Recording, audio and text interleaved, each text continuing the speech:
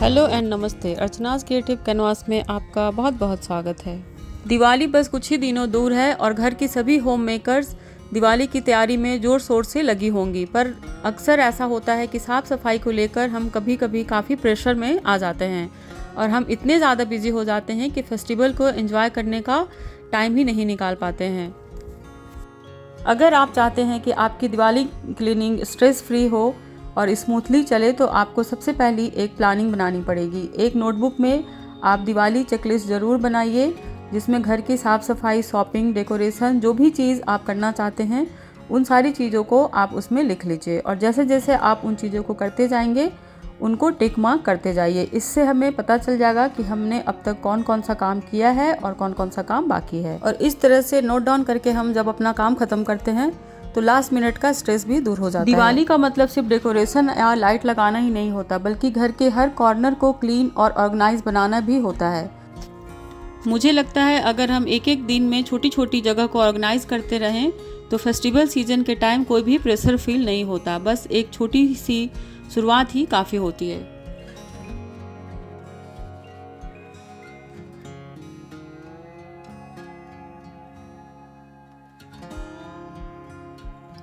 आज मैंने स्टार्ट किया है किड्स वार्डरोब से। दिवाली के साथ ही विंटर सीजन भी आने वाला है तो मैंने सोचा साथ ही स्कूल यूनिफॉर्म को भी चेक कर लेती हूँ।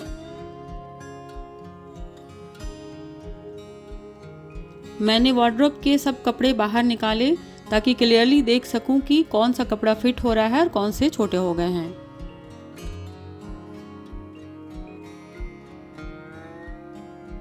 इस वार्डरोब में अब तक मैंने लाइनर नहीं बिछाए थे तो इस टाइम पे मैं यहाँ पे लाइनर बिछा रही हूँ। लाइनर के लिए मैंने गिफ्ट रैपिंग पेपर का यूज़ किया है और इसे सेलो टेप से सिक्योर कर देंगे ताकि ये स्लिप ना करे।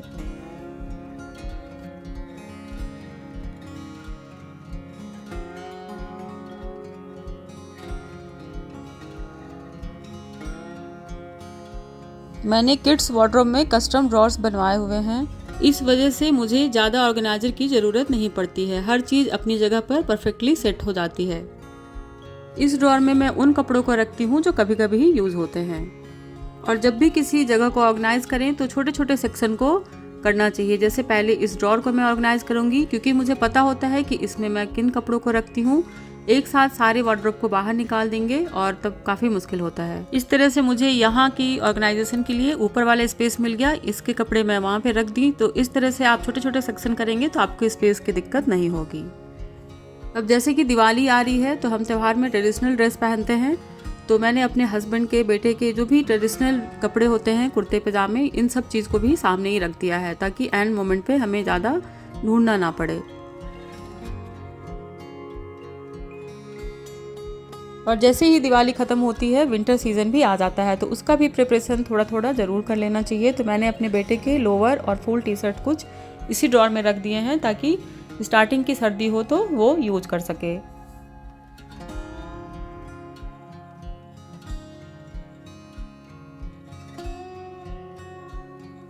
छोटे बच्चों के कपड़े अक्सर रखे रखे ही छोटे हो जाते हैं। जिनके बच्चे होंगे उनकी मॉम इस बात से रिलेट कर रही होंगी। तो ये मेरे बेटे के कुछ टी शर्ट्स हैं जो कॉलर नेक होने की वजह से समर सीजन में वो बिल्कुल भी नहीं पहनता था, पर अब मौसम थोड़ा चेंज हो रहा है तो मैं इसे बिल्कुल सामने रखूँगी ताकि ये यूज़ हो जाए। क्योंकि हमने पैसे लगाकर ख़रीदे होते हैं तो हमें लगता है हम थोड़ा यूज़ ज़रूर कर लें। स्कूल यूनिफॉर्म रखने के लिए एक अलग से डेडिकेटेड स्पेस बना रखा है जिससे कि वो बाकी कपड़ों के साथ मिक्स नहीं होता। यहाँ भी मैंने वही वाला सेम लाइनर बिछाया हुआ है। यहीं पे एक बास्केट के अंदर मैं अपने बेटे के डेली यूज वाले अंडरगारमेंट्स भी स्टोर करके रखती हूँ। साथ ही एक पाउच में कुछ नए अंडरगारमेंट्स भी रखे हैं, जब कभी ट्रैवलिंग में हम जाते हैं तो इसे यूज़ कर लेते हैं। बच्चों के वार्डरोब में सबसे ज़रूरी होता है कि उन्हें खुद भी सामान ईजिली मिल जाए, तो मैं हमेशा इस बात का ध्यान रखती हूँ। इसीलिए मैंने स्कूल यूनिफॉर्म रखने के लिए अलग से स्पेस निकाल के रखा हुआ है। और यहीं सबसे टॉप में एक मैंने बास्केट बनाकर रखा हुआ है जिसमें मैं अपने बेटे के विंटर यूनिफॉर्म को रखती हूँ। तो ये बहुत अच्छा टाइम है कि जब मैं इसे आज चेक करूँगी कि कौन से शॉपिंग मुझे करने पड़ेंगे और कौन सी चीज़ें अभी हमारे पास अवेलेबल हैं। तो ये दिवाली के टाइम बहुत सारी चीज़ें सॉर्ट आउट हो जाती हैं। और आज जब मैंने स्कूल यूनिफॉर्म को चेक किया तो मुझे समझ में आ गया कि मुझे कुछ यूनिफॉर्म की शॉपिंग करनी पड़ेगी। तो ये भी एक रिमाइंडर मिल गया टाइम से। तो आप जब भी इस तरह से दिवाली के टाइम अपने बच्चों के वार्डरोब को ऑर्गेनाइज़ करें तो इन सब चीज़ों को ज़रूर ध्यान में रखें कि कौन सी यूनिफॉर्म आपको लेनी है, कौन सी नहीं लेनी है, इसका भी एक लिस्ट ज़रूर बना लें। और इस बास्केट को चेक करके मैंने बाकी सब चीज़ों को इसी के अंदर रख दिया है और जो चीज़ें छोटी हो गई थी उसे मैंने अलग निकाल कर रख दिया है। दिवाली क्लीनिंग का सबसे मेन स्टेप है डीक्लटरिंग। ये एक ऐसा प्रोसेस है जिसे हम सालों भर कर सकते हैं या हर 3 से 4 महीने में एक बार ज़रूर कर सकते हैं, पर दिवाली के टाइम हम पूरे घर की सफाई कर रहे होते हैं तो ये प्रोसेस करना काफ़ी आसान हो जाता है। इस टाइम पर बहुत सारी ऐसी चीज़ें निकलती है जिन्हें हम बहुत संभाल के रखे होते हैं पर यूज़ नहीं कर रहे होते हैं, तो ये सबसे अच्छा टाइम होता है जब आप इन्हें डीक्लटर कर दें। कोई अगर अच्छी चीज़ है तो उसे आप किसी ज़रूरतमंद को दे दीजिए और जो बिल्कुल ख़राब हो गई हैं उन्हें आप कूड़ेदान में फेंक सकते हैं। तो आप यहाँ पर देख सकते हैं कि बहुत सारे ऐसे कपड़े निकले जो मेरे बेटे के छोटे हो गए थे पर इनकी कंडीशन अच्छी है, तो ये मैं किसी ज़रूरतमंद को दे दूँगी तो वो इसे यूज़ कर पाएंगे। मुझे ऐसा लगता है दिवाली क्लीनिंग सिर्फ एक काम नहीं बल्कि घर के साथ अपने स्पेस और एनर्जी को फ्रेश करने का एक तरीका भी है। दिवाली का सीज़न आते ही लगता है जैसे हर कॉर्नर को एक नई चमक मिलनी चाहिए। कल मैंने किड्स वार्डरोब को ऑर्गेनाइज़ किया था और आज सुबह सोचा कि चलो डाइनिंग एरिया को भी फेस्टिवल रेडी कर दिया जाए।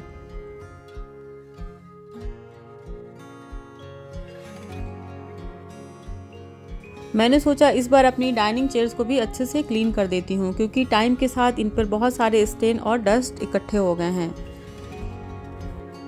इसलिए आज का दिन मैंने चेयर्स को डीप क्लीन करने के लिए डेडिकेट किया है। मैंने क्लीनिंग के लिए यूज़ किया है मैजिक इरेजर और साथ ही डिश वॉश लिक्विड, विनेगर और वाटर का सिंपल सॉल्यूशन बनाया है। और हाँ, यहाँ पर एक इम्पॉर्टेंट टिप देना चाहूँगी कि मैजिक इरेजर यूज़ करने से पहले हमेशा एक पैच टेस्ट ज़रूर कर लीजिए ताकि आपको श्योर हो सके कि आपकी चेयर की मटेरियल सेफ़ है या नहीं, क्योंकि हर चेयर की मटेरियल अलग अलग होती है।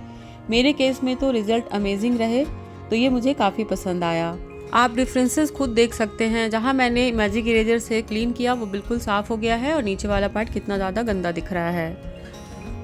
और यहाँ आप खुद देख सकते हैं कि चेयर में कितनी ज़्यादा डस्ट थी। और अब एक गीला माइक्रोफाइबर क्लॉथ ले लीजिए और चेयर को अच्छे से पोंछ लीजिए।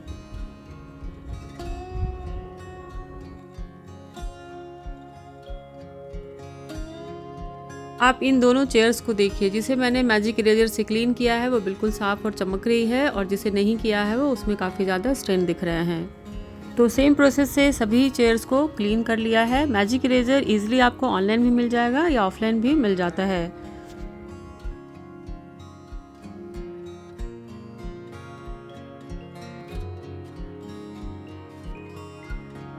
तो ये थी मेरी डाइनिंग चेयर डीप क्लीनिंग। सच कहूँ तो इतने दिनों से सोच रही थी पर आज फाइनली कर ही लिया और इससे मुझे काफ़ी सेटिस्फेक्शन भी मिल रहा है। वैसे तो दिवाली के टाइम हम सभी अपने घर को सजाते हैं, लेकिन क्लीन और फ्रेश फर्नीचर ही उस डेकोरेशन को और ब्यूटीफुल बना देते हैं। अगर आप भी अपने डाइनिंग एरिया को फेस्टिव रेडी बनाना चाहते हैं तो आज से एक छोटी सी शुरुआत कर लीजिए। और याद रखिए, दिवाली क्लीनिंग एक दिन का काम नहीं बल्कि एक छोटी छोटी स्टेप की जर्नी है। और अब मेरा डाइनिंग एरिया और भी क्लीन एंड फ्रेश लग रहा है। वैसे दिवाली के टाइम सिर्फ सफाई ही नहीं, प्लानिंग भी उतनी ही ज़रूरी होती है, इसलिए मैंने सोचा टाइम रहते ही शॉपिंग भी कर लूँ। गेस्ट बेडरूम के लिए न्यू मैट्रेस बाय किया है क्योंकि फेस्टिवल जैसे जैसे नज़दीक आता है हमारा काम भी वैसे वैसे बढ़ता चला जाता है। बस छोटी छोटी तैयारियां टाइम पे कर लेंगे तो फेस्टिवल डेज में हम सब कुछ एंजॉय कर सकते हैं। तो आज मैंने किड्स वार्डरोब, डाइनिंग चेयर्स और गेस्ट रूम को, इन तीनों को थोड़ा थोड़ा सेट कर लिया है। मुझे उम्मीद है आपको आज की वीडियो बहुत पसंद आई होगी और आप भी काफ़ी मोटिवेट हुए होंगे। अगर आपको ये वीडियो पसंद आई है तो प्लीज़ इसे लाइक करें, शेयर करें, मेरे चैनल को सब्सक्राइब करना ना भूलें। बेल का आइकन ज़रूर प्रेस कर लें जिससे आने वाली हर वीडियो की नोटिफिकेशन टाइम से पहुँचे। मिलती हूँ नेक्स्ट वीडियो में एक नए आइडियाज़ के साथ। तब तक के लिए bye bye and take care.